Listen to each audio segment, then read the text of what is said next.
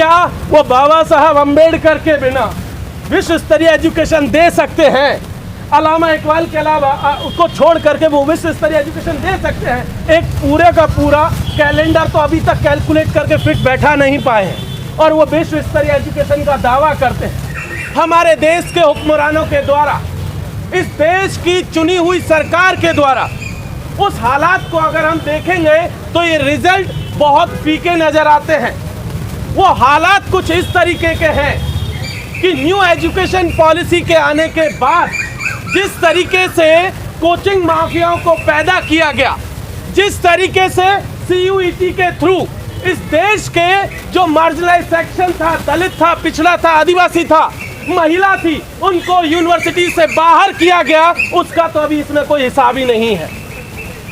आप सब लोग जिन्होंने इस सर्वे में हिस्सा लिया, ये तो वो लोग हैं जो यूनिवर्सिटी तक पहुंच गए। असली हिस्सा तो इसके बाहर है, जो यूनिवर्सिटी में पहुंच ही नहीं पाया, जिसे CUET के नाम पर बाहर किया गया और किसी और तरीके से नाम पर बाहर किया। कभी इंग्लिश के नाम पर, भाषा के आधार पर बाहर कर दिया गया, कभी उसकी जो है फी हाइक के नाम पर बाहर किया गया। असली चंक वहां है, उसका रिपोर्ट कार्ड भी पेश करने की जरूरत थी। लेकिन क्या हुआ, एक तरीके का प्रोजेक्ट इस देश में चल रहा है कि राजा शाम को कुछ सपना देखता है, रात में कुछ देखता है, सुबह उसको चढ़ता है कि अब इस सपने को लागू कर दिया जाए। उसको लगता है कि उसने जो देख लिया, उसके आसपास जो लोग मंडरा रहे, उन्होंने जो कुछ समझ लिया, उनको लगता है वही देश है। लेकिन वो मुगालते में है, उनको लगता है कि ये जो इको चैम्बर उन्होंने बनाया हुआ है, वही जो देश समझने की भूल करते हैं, उसी का खामियाजा इस देश का छात्र, इस देश का किसान, इस देश का मजदूर, इस देश का दलित और आदिवासी भुगत रहा है। आप देखिए कि जिस तरीके का सिस्टम, यहाँ एक नंबर लिखा हुआ है साइड में कि 19,256 ST, SC, OBC के स्टूडेंट्स ने पिछले सालों में यूनिवर्सिटी से ड्रॉप आउट हो गए। कौन इंश्योर करेगा कि ये कैसे बाहर हुए, किस वजह से बाहर हुए, कौन था बाहर करने वाला और कौन सी वो पॉलिसी थी जिसके तहत ये बाहर हुए? क्या हम लोग नहीं जानते हैं? हम जानते हैं कि एक राजा की सनक के ये लोग शिकार हो गए। उस सनक का नतीजा था कि 19 से 20 हजार लोग, स्टूडेंट, जो इस देश को बनाने में अपना महत्वपूर्ण योगदान दे सकते थे, वो नहीं दे पाए। उन्हें सिस्टम ने पहले ही दिन बाहर कर दिया। आप देखिए कौन है ये लोग, कब से इन विश्वविद्यालयों में पहुंचना शुरू किया। इस देश के दलित, आदिवासी, पिछड़ा, महिलाएं बड़ी मुश्किल से इन विश्वविद्यालयों की दहलीजों पर पहुंच पाई हैं।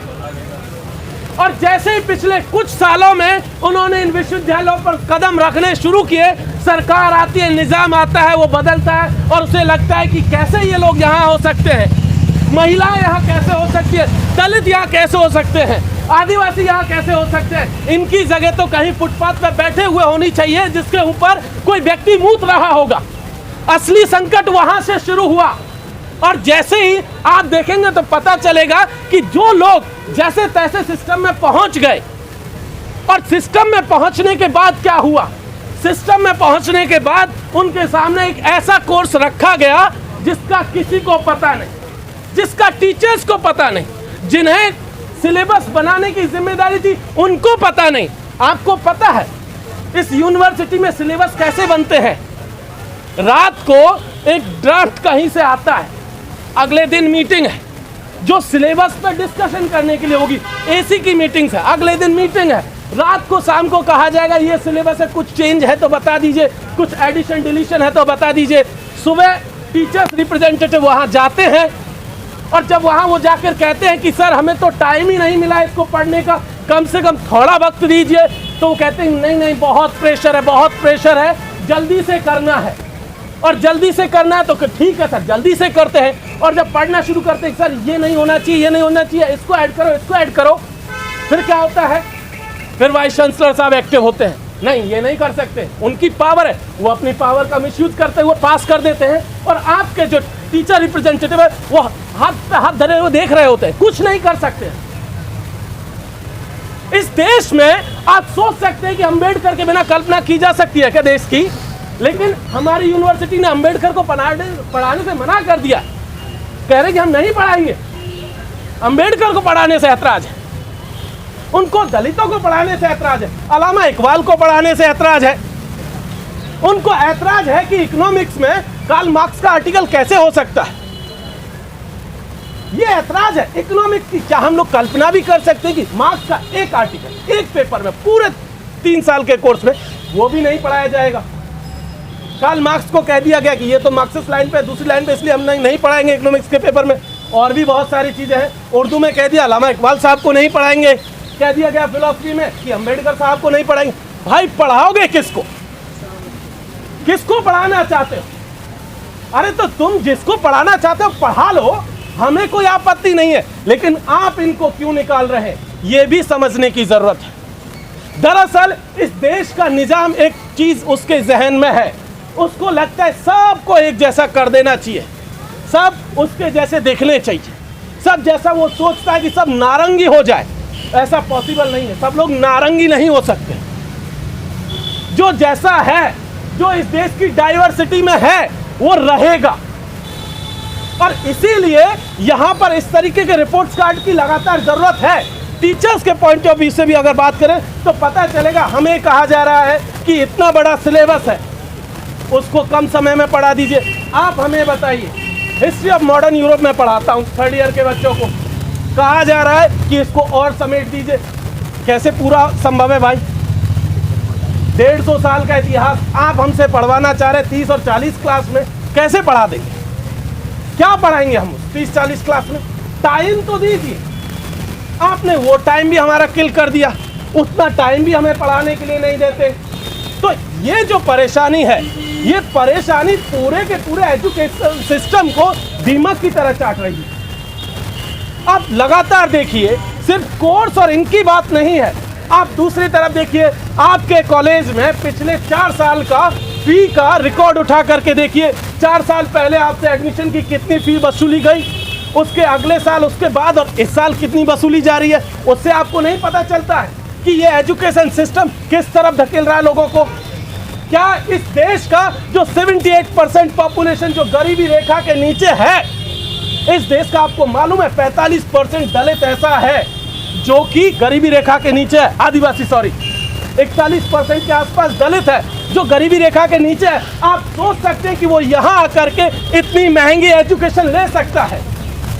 जब वो एजुकेशन नहीं ले सकता है तो ये एजुकेशन सिस्टम है किसके लिए?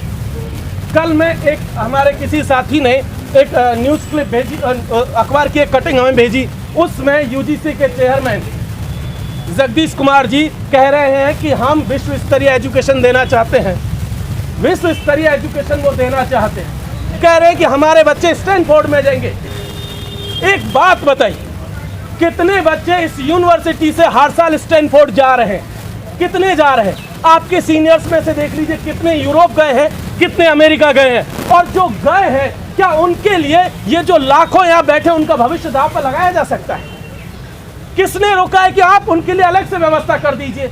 हमने तो नहीं रोका, लेकिन उसके लिए ये पनिशमेंट हमें क्यों दी जा रही है?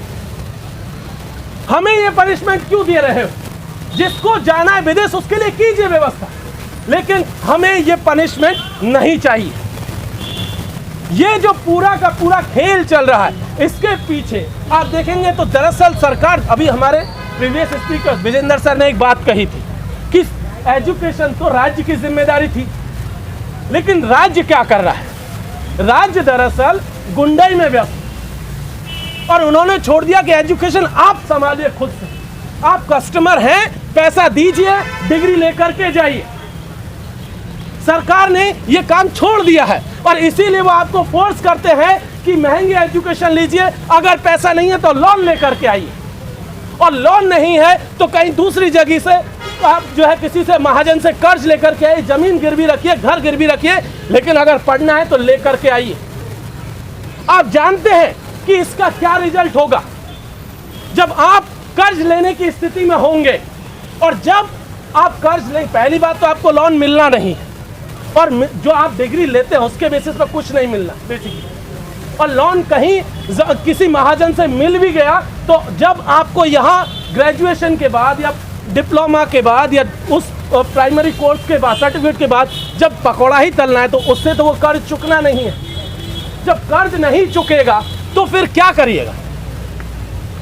आपको मजबूर कर दिया जाएगा कि आप इसी तरीके से सड़कों पर घूमते रहिए, जिस तरीके से आप रोज सुबह हर चौराहे पे इस शहर में देख लीजिए, सुबह सुबह मजदूर बैठे रहते हैं परात लिए, कोई जो है बेलदारी के काम के लिए बैठा रहता है, कोई कारपेंटर के औजार लेकर के बैठा रहता है। आपको भी अगले कुछ सालों में इसी तरीके से हर रोड पर बैठा दिया जाएगा कि आप अपनी डिग्री लेकर के बैठे रहिए कि कोई आपको रोजगार दे जाए। दरअसल पूरा का पूरा एजुकेशन सिस्टम आपको एक सस्ता मजदूर बनाने की ओर धकेल रहा है। इसीलिए इसका विरोध करने की जरूरत है, क्योंकि एजुकेशन के रास्ते ही इस देश की बुनियाद मजबूत हो सकती है। हमारे पुरखों की भी यही कल्पना थी। उन्होंने सोचा था कि ये विश्वविद्यालय इस देश को बनाने का काम करेंगे, लेकिन हमारे हुक्मरान आज की तारीख में इन विश्वविद्यालयों को डिस्ट्रॉय कर रहे हैं और देश को तो कर ही रहे हैं। इसीलिए साथियों, बहुत ज़रूरत है कि ये जो एजुकेशन का प्राइवेटाइजेशन हो रहा है, ये जो फी हाइक है, FIUP, कभी CBCS, उससे पहले LOCF, उससे पहले सेमेस्टर से पहले उससे पहले FIUP, उससे पहले सेमेस्टर और उससे पहले जो है एनुअल मोड, पिछले 11-12 साल में इसी यूनिवर्सिटी के भीतर कम से कम 6 बार सिस्टम बदल चुका है ग्रेजुएशन का कि मोड कौन सा होगा। CBCS होगा, LOCF होगा, FIUP होगा, 2 बार तो FIUP आ चुका, एनुअल होगा, सेमेस्टर होगा। तो आप देखेंगे पाएंगे दिल्ली यूनिवर्सिटी को उन्होंने एक लेबोरेटरी की तरह ट्रीट करना शुरू कर दिया, क्योंकि उन्हें लगता है कि धक्के के जोर पर वो यहाँ पर इसको लागू कर ले जाएंगे तो फिर देश में आगे जगह भी लागू कर ले जाएंगे। इसीलिए ज़रूरत है कि हम अपनी पब्लिक फंडेड एजुकेशन सिस्टम को बचाएं, और अगर हम पब्लिक फंडेड एजुकेशन को बचा ले गए तो यकीन मानिए हम देश को भी बचा ले जाएंगे। बहुत बहुत शुक्रिया। इंकलाब जिंदाबाद। जय भीम।